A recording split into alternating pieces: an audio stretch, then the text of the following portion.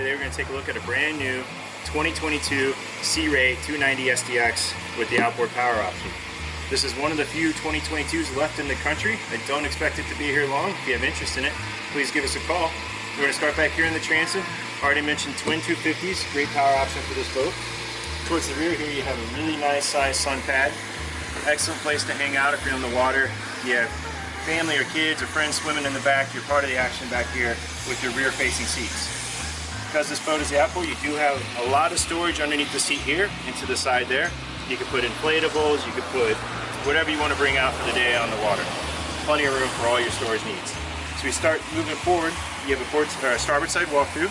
You have additional radio controls there, as well as a charging port for your devices. This boat does have a freshwater wash down, so if you get out of the water and you want to rinse off, conveniently placed right here as you board the boat. In addition, the options you have here is a side step boarding.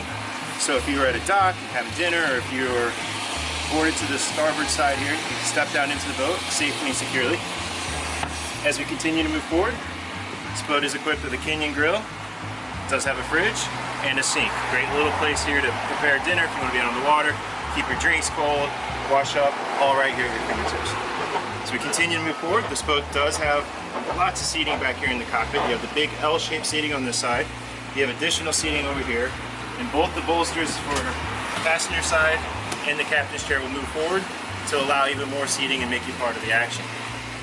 Take a second, we're going to talk about our top here. You have the reinforced hardtop here, sports tower with Bimini canvas. Plenty of sunscreen and protection when you're out on the water. Nice little option to get in the shade if you get too warm. As we continue to move forward, you do have storage underneath these seats. Plenty of storage on this boat, as we mentioned before. Continuing to walk forward, this is a 29, so it does have a head.